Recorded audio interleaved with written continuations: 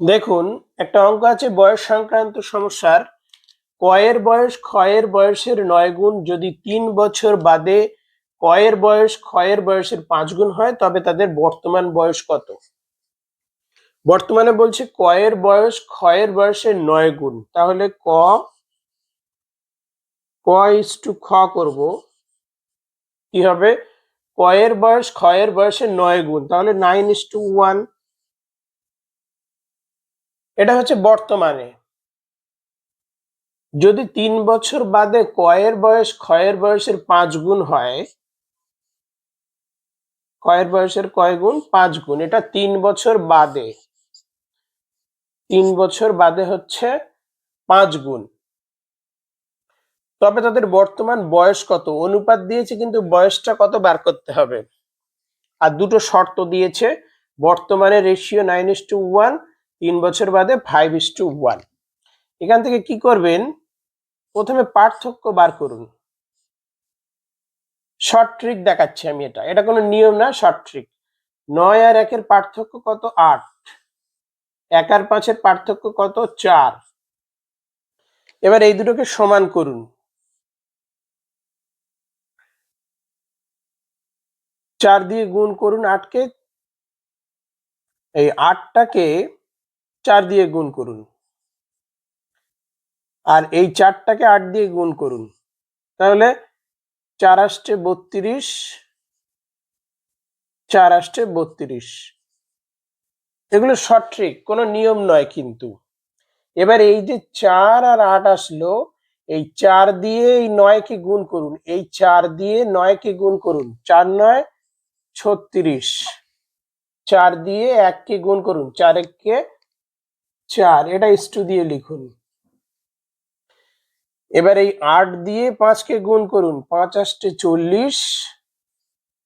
এই 8 দিয়ে 1 কে গুণ করুন, 8 1 কে 8। ইস্টু দিয়ে লিখুন। তাহলে এখানে ডিফারেন্সটা কত? 36 আর 40 এর ডিফারেন্স 4। 4 আর 8 এর ডিফারেন্স কত? 4। তাহলে দুই ক্ষেত্রে 4 হচ্ছে ডিফারেন্স, আর 3 বছর গ্যাপ হচ্ছে। 3 বছর মানে 4।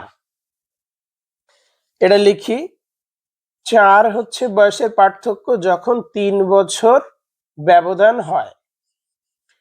তাহলে 1 হলে কত হবে? 3 এর 4। তাহলে 9 হলে কত হবে? 9 হলে না, এটা ভুল হচ্ছে। তাহলে 36 হলে কত হবে?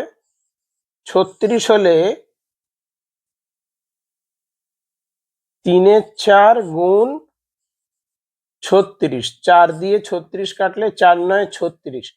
3 9, এই 3 আর 9 গুণ করতে হবে, 3 9 27। একটা বার হলো, আর একটা এখানে করি, না হলে ভিডিওতে আসবে না। 36 মানে তাহলে কত? 1 মানে 3 এর 4, 1 মানে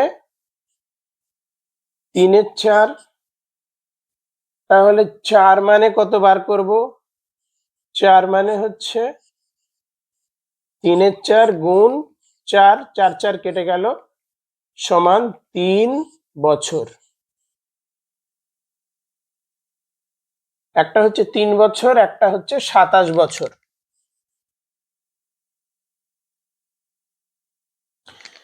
এবার এটা হচ্ছে কি? এই প্রথমটা থেকে বার হয়েছে, মানে এটা হচ্ছে বর্তমান। ক ক্ষয়ের বর্তমান বয়সের অনুপাত ছিল 9:1, তাই তাদের বর্তমান বয়স বার হয়েছে কত?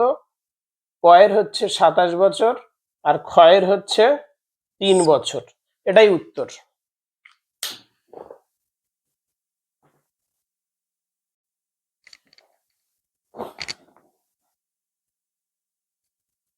দেখুন অঙ্কটা কি বলেছে। 4 বছর আগে কয়ের বয়স ক্ষয়ের বয়সে 9 গুণ ছিল। যদি 6 বছর বাদে কয়ের বয়স ক্ষয়ের বয়সে 4 গুণ হয় তবে তাদের বর্তমান বয়স কত? আগে লিখি 4 বছর আগে কি ছিল। 4 বছর আগে ক ইস টু খ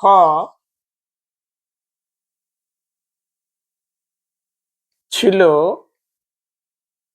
9:1, যেহেতু 9 গুণ ছিল তাহলে ক 9, খ হচ্ছে 1। কয়ের বয়স, ক্ষয়ের বয়সে 9 গুণ ছিল, এটা 4 বছর আগে। যদি 6 বছর বাদে মানে বর্তমান থেকে আরো 6 বছর বাদে কয়ের বয়স ক্ষয়ের বয়সের 4 গুণ